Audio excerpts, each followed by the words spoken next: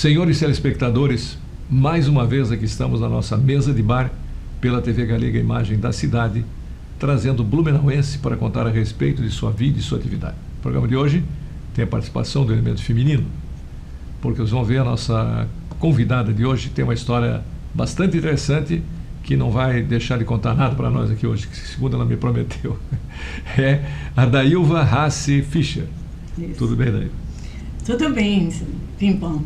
Você é um prazer rever a minha história. Você nasceu em Blumenau mesmo? Não, eu nasci em Lages. Lagiana? Eu nasci dia 2 de janeiro de 1946. 46. Então eu nasci no segundo dia do primeiro ano de luz. Sem guerra, Meu né? horóscopo é sem guerra, mas eu fui feita durante a guerra, porque eu nasci dia 2 de janeiro, então... Mas a tua família não sofreu lá com o fato de ser alemão? Que não podia A mãe falar perdeu alemão lá? 2 filhos antes de mim. Ah, é? Porque ela dizia, ela teve um menino que nasceu em 43 e o outro chamava-se Alberto. Eu não sei se ele nasceu antes, o Alberto era o mais velho, não sei se não foi antes, porque o Alberto chegou a viver 1 ano e 6 meses, o outro não, o outro foi mais novo. E então Mas acho que eu seja nasci... pela preocupação com a guerra, será? Não, só depois, porque meu pai era alemão e morávamos em Lages, então ele tinha livros alemães tudo isso que é foram tudo proibido. escondidos. Senão queimava. Eu, quando eu tinha 7 anos, eu fui procurar alguma coisa num sótão e encontrei milhões de livros alemães que o pai escondia. Daí eu perguntei para ele por quê que esses livros não estão lá na sala, na biblioteca. Daí ele disse, porque senão eles vão me fazer tomar óleo. Daí eu disse, mas por que óleo? Ah, porque óleo não faz mal, o óleo só faz a gente abrir o intestino, ele dizia, né? Então só fazer vergonha, era só para ter vergonha. Não fazia mal, era óleo de rícino. E durante a pandemia eu conversei com um senhor alemão e ele disse para mim que não era só isso que eles faziam beber. Eles faziam primeiro engolir a certidão de nascimento. Porque para representar para onde que tinha que ir o povo alemão tinha que ir para aquele lugar. Aqui em Blumenau tinha um médico na rua São Paulo que ele era judeu. Mas os livros deles eram todos em alemão, porque a medicina era em alemão. Né, era alemão. Tinha pouca coisa em espanhol, mas alemão era o que predominava. Aí foram lá, polícia, coisa, queimaram os livros dentro na rua São Paulo, jogaram no meio da rua e meteram fogo. Isso me lembra um filme. Ele foi embora de Blumenau. Eu assisti um filme que era a menina que roubava livros, que é muito, é uma mensagem muito boa no que se refere à cultura, né? A tua mãe é de origem germânica também, né? A minha mãe, sim, minha mãe é Olinger. E meu pai era Hassi. 2 alemães se encontraram em Lages. E você falava alemão? De pequenininha, não? Não, eles não me deixaram falar, não podia falar. A mãe também não falava muito. Mas o pai falava, ele se correspondia com a Alemanha naquela época, né? Não podia ouvir rádio também, porque a família toda... Tinha rádio, tinha que escutar isso eu não sei porque... Era Deutsche Welle. Era Deutsche Welle. Mas então os meus tios, aqui a minha mãe era Olinger, o tio José, que era pai do Orlando, que você deve ter conhecido, Orlando Olinger, e do Ivo, que era médico, né? Eu tinha os carros de mola aqui. O tio José tinha os carros de mola. Eu sempre digo que eu vinha para Blumenau para andar nos primeiros táxis. Ficou saudade o carro de mola, né? Era gostoso o carro de mola. Ele fazia roda, né? Ele era ferreiro, né? Meu pai também era ferreiro quando começou a vida. Depois virou madeireiro. Não, ele tinha 13 anos, foi para Lages para ganhar vida, para sair, porque ele era o filho mais novo da família, né? E ele sempre contava que ele tinha 13 anos quando ele foi para Lages e ele foi parar na casa que era João Felipe Kirchner, que era o dono daquele prédio, de onde ele tinha uma ferraria lá. E meu pai trabalhou com ele e quando ele já tinha 30 e poucos anos, ele tinha 2 filhas, o tio João Felipe, o meu avô, que eu dizia porque eu não conhecia os outros, e ele morava conosco, né? Então era meu avô. E ele tinha 2 filhas, que era a tia Frida e a tia Lita. A tia Frida o filho dela era um Ollinger também. Uhum. E por causa da tia Frida, o meu pai acabou casando com a minha mãe, porque a mãe sempre contava que ela estava na casa do meu avô, que seria o João Felipe, e estava o Henrique Ollinger, que era o pai do René. Uhum. Daí ele olhou para minha mãe, imagine, ele, um homem de 32 anos, a mãe com 16. Daí ele disse, com essa galega eu casava. Daí o tio Henrique disse, então eu vou te apresentar ela, porque ela é uma Ollinger. E daí os dois acabaram casando. Então, a minha mãe sempre casou com 16, então ela devia ter 14 nessa época, né? Porque isso era normal, né? Só não casar com essa diferença, né? Mas é que ela tinha perdido os pais já, e foi para Lages porque ela tinha uma madrinha lá, que era tia Madalena, ela chamava. Mas parte da minha infância eu vivi muito em Lages. Foi uma infância muito, muito rica. Comeu muito pinhão, então. Sim. Mas eu vivia depois meu pai, quando eu nasci, ele já tinha uma madeireira, e nós íamos para lá e era uma farra, porque tinha aquele carrinho que um ia um lado, outro para o outro, para carregar pilha, nós íamos de carrinho e caíamos em cima da serragem. Depois tinha um sítio grande, uma terra enorme assim, que hoje é o Salto, é uma estação de turismo até. É muito bonito lá. E lá depois o pai, eles acabaram com a barragem, né? A represa, porque lá era força e luz, usina de força e luz. E com a represa nós perdemos muita terra, mas ele ganhou mais terra. Então, aquela parte que tinha os pinheiros, ele ganhou mais depois. Só que depois aconteceu, começou com era a a indústria madeireira era muito forte lá, mas depois aconteceu uns problemas econômicos de importação, exportação, piratas tentando, né? E no fundo eu sei que não era para cortar as árvores, né? Daí também os lajanos descobriram o Mato Grosso também, né?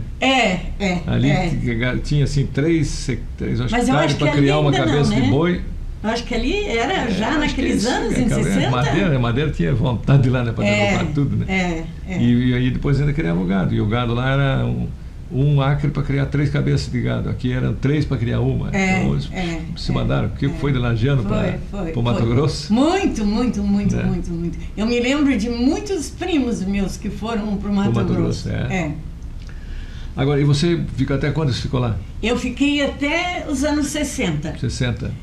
Quando eu tinha 16 anos, não, 14 anos. Eu fui nós viemos em 60, dia 5 de julho de 1960, não esqueço, porque é o dia do aniversário da minha irmã.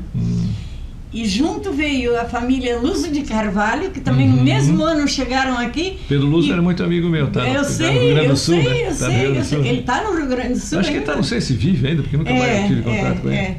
O Pedro Luso, toda essa turma, o Pedro Luso, o Luiz Antônio Soares, o Ingo, tudo da UB, né? O Maurício da UB, porque em 64 eu conheci a UB, porque nós morávamos em frente ao Cavalinho Branco, né? E então tinha o Luiz Antônio, o Lindolfo veio para cá porque nós fizemos alguma coisa, uma mostra de poesia, a UB, né? Então nós fundamos, mas ali ele veio para cá.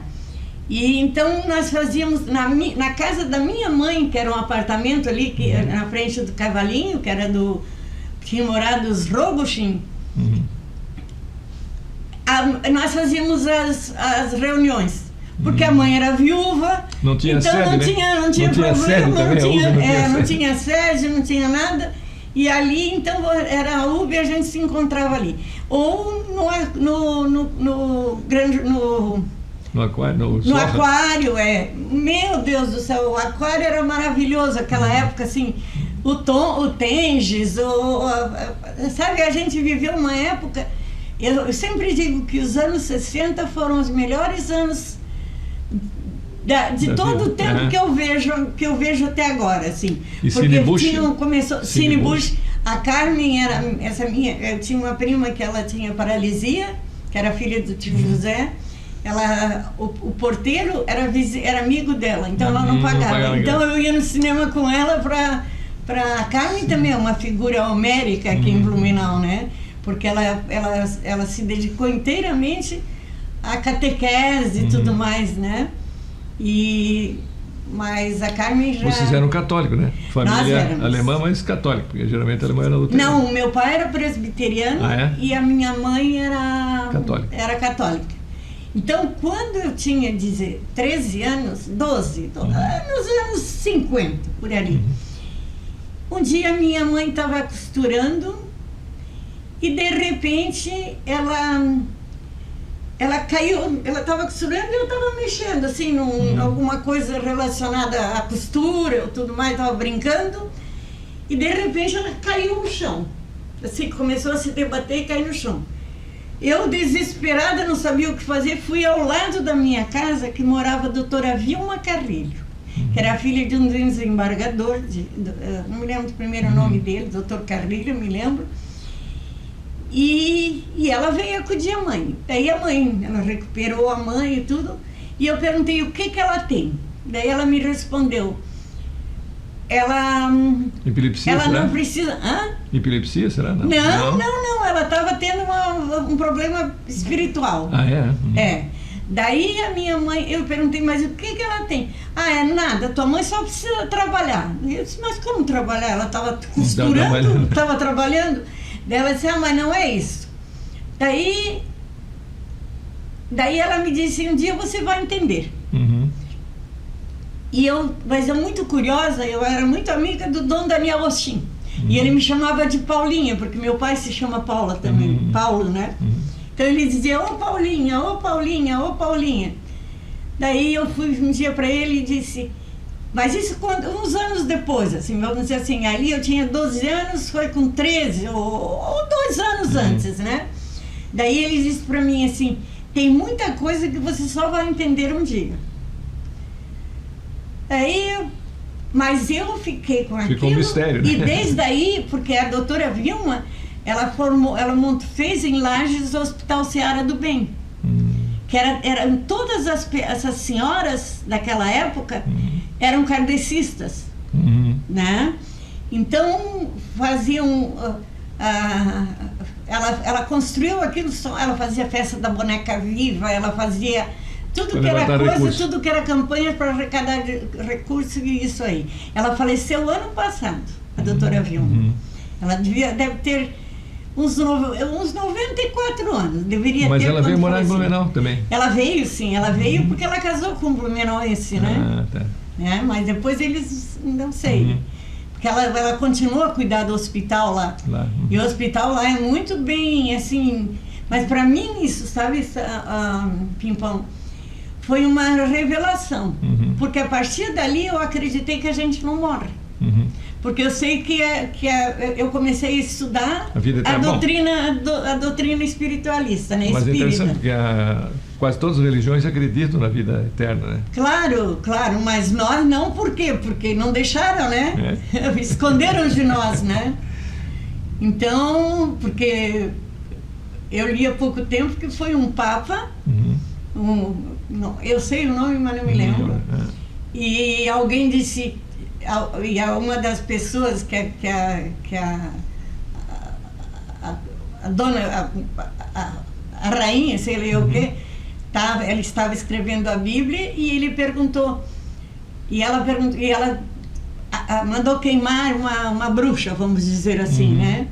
E a bruxa disse, hás de pagar até a 5ª encarnação.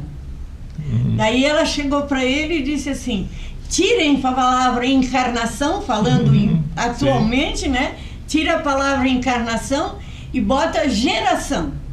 Então a gente não acreditou que né? Que acreditava que e a igreja tirou, né? Quer dizer, foi erro de escrita. Sempre é erro de tradição, tudo é erro de tradição. Porque nós vivemos sempre numa torre de Babel, né? Isso aí.